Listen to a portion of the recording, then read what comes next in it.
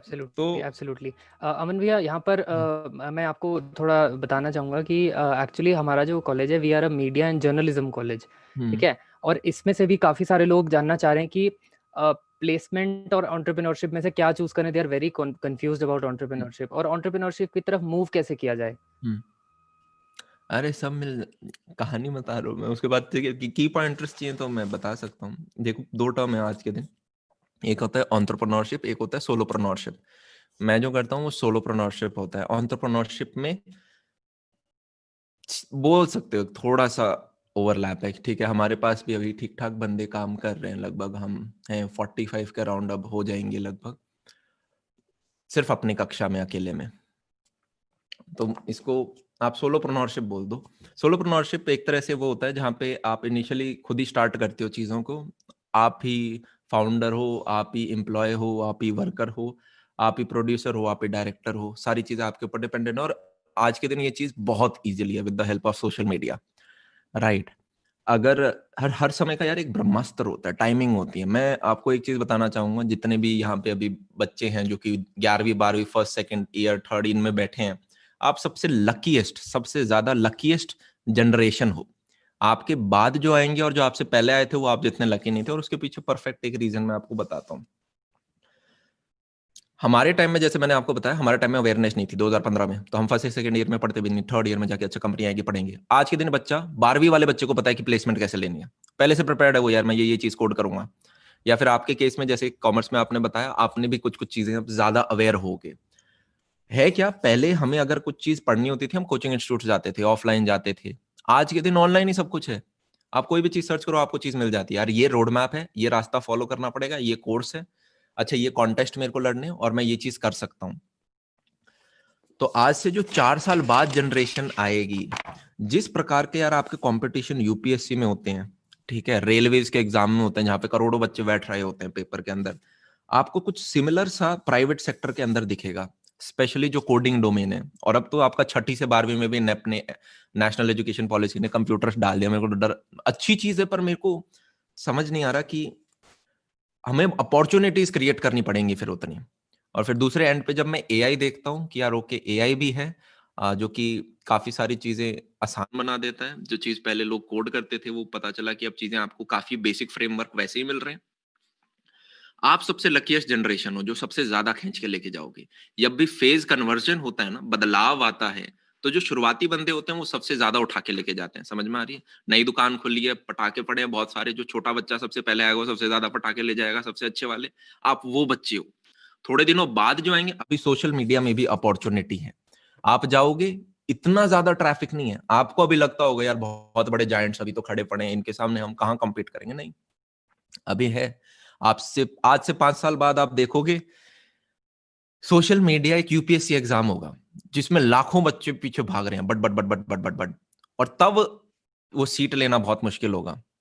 आज के दिन आपको किसी भी बिजनेस प्लान पे काम करना है, आपको सोशल मीडिया की हेल्प लेनी पड़ेगी। आपको 2 रुपए नहीं चाहिए, आपको इंटरनेट का कनेक्शन चाहिए। किसी भी चीज के बारे में, आप अच्छा गाना गाना चाहते हो, जरूरी थोड़ा नहीं यार कि एंटरप्रेन्योर या बिजनेस का मतलब कि भाई अब तो मैं कुछ बेचूंगा किसी पे पैसे आए, नहीं। एक तो आपका हमेशा business model business to people नहीं होता, बिजनेस टू बिजनेस भी होती है। आप अपने आप चीजें जब आगे आओगे तब आपको समझ में आएगा यार ठीक है, कुछ चीजें होती हैं जैसे कि इन्फ्लुएंसर मार्केटिंग जैसी चीजें होती हैं, और काफी इतने सारे नए डोमेन खुल रहे हैं यार। पर वो ठोकर खाने से आपको पता चलेगा। अगर आप दो लोग होते हैं आज के दिन, मैं बोलूं तो एक जो कंटेंट देखते हैं, एक जो क्रिएटर है, राइट, और एक तीसरे होते हैं जो कि बेसिकली प्रोडक्ट बना रहे होते हैं। आपको तीनों में से कौन से में आना है? हर बंदा आज के दिन 5 से 6 घंटे सोशल मीडिया के ऊपर लगा रहा है। मेरे जैसा बंदा लगाए, समझ में आता है, क्योंकि हमें ठीक है यार एजुकेशन में डाल रहे हैं, हम तो पैसा भी इसके अंदर लगा रहे हैं कि यार ओके कुछ इस प्रकार का बनाना है हमें इंडिया के अंदर। आप 5 से 6 घंटे लगाओ, कोई दिक्कत नहीं है, पर उस 5 से 6 घंटे के अंदर अगर आप कूड़ा खा रहे हो तो वो फिर क्या होगा? समझ रहे हैं? मतलब अगर आप, जैसे कि मेरे को आज तक लोग बोलते हैं अभी कि यार इंस्टाग्राम पे फोटो शूट वगैरह करा के फिर ढंग से बनाओ, वो आपके अच्छे फॉलोअर, मेरे यार है ही नहीं वो चीज। तुम अभी भी देख रहे होगे मैं बाल बिखरे पड़े हैं ऐसे ही मस्त। इससे पहले मैं क्लास ले रहा था, अंदर शर्ट भी है, मैं उसी के ऊपर शर्ट पहन के आया हूँ। डर्ट में रहना सीख, जितनी गंदगी में सीख सकते हो। जैसे कि यार एक तो भूख बहुत जरूरी है, किताबें किताबें, डॉक्यूमेंट्रीज, पॉडकास्ट जितनी ले सकता हो उतनी। हमें कुछ पता ही नहीं, हम गवार आदमी है। जितनी भी बाउंड्री सेट हो रखी है बचपन से हमें जितनी भी बताई है सारी की सारी फॉल्स हैं, राइट। हमने थोड़ी ना बनाई है वो बाउंड्रीज। आप पैदा हुए किसी ने बता दिया ऐसा होता है, ऐसा होता है, उसने 100 बार बोल दिया ऐसा होता है, हम मानने लग गए ऐसा होता है। ऐसा होता ही नहीं। आपको खुद की अपनी बाउंड्रीज बनानी है, और उतने अवेयर होने के लिए आपको बाकी लोगों, बड़े लोगों की किताब पढ़नी पड़ेगी जिन्होंने हिस्ट्री में कुछ ढंग का कर रखा हो। जैसे अभी मैं रिसेंटली लाइब्रेरी में गया था, तो हम कुछ 8-10 किताबें लेके आए थे, पर ये सारे बच्चे ले गए। मैं सारी बांट देता हूँ उनमें। यहाँ पे अभी 2-3 ही हैं। तो ये मस्त मस्त किताबें हैं। जैसे ये है आपकी एक सीरीज है पूरी 1001 कोटेशंस, वो 1000 कोट्स जिन्होंने दुनिया को बदल दिया। फिर एक और इसकी सीरीज है 1001 डेज, जिन्होंने पूरी ह्यूमैनिटी को बदला है। कौन से वो स्पेसिफिक डेज हैं, आप उनके बारे में पढ़ते हो आपको पता चलता है। इंडिविजुअल बंदे हैं यार, अलेक्जेंडर हैं, ये सब आप इनको पढ़ो तो। और वो सब भी नहीं पढ़ने, आपको सिर्फ सेल्फ ग्रोथ बुक पढ़नी है तो वो पढ़ो। आपकी पूरी सीरीज आती है, the secret of being productive वगैरह, secret of being a good influencer, secret of being a great leader. बहुत प्यारी सीरीज है, मैंने उसे रिसेंटली फॉलो अप करा है। जितनी भी आपकी किताबें हैं, नेपोलियन हिल वगैरह जैसी जो बहुत फेमस मानी जाती हैं, थिंक एंड ग्रो रिच, उससे बहुत बेटर लगी मुझे वो।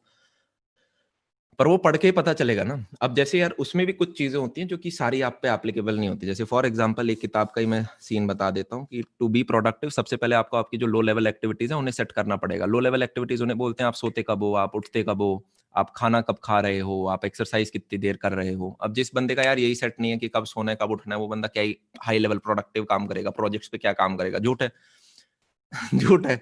डिपेंड करता है आप कौन सी अपनी एज में हो। अगर आप 12वीं तक के बच्चे हो, ठीक है, समझ में आता है कि आप यार एक पर्टिकुलर टाइम पे सो जाओ, एक पर्टिकुलर टाइम पे उठो, आपका स्ट्रक्चर में बंधना जरूरी है। अगर आप एक कॉलेज के बच्चे हो, नहीं, जरूरत ही नहीं है। मैं रात को शायद ही कॉलेज के अंदर एक दो रातें तो मिल ही जाएंगी, पर हार्डली किसी रात को मैं सोया हूं। मैं हमेशा कॉलेज में जाके सोया हूं, लास्ट बेंच पे। मेरे वीडियोस हैं यूट्यूब पे जहां पे मैं कॉलेज में ऐसे लास्ट में सो रहा हूँ बेंच में।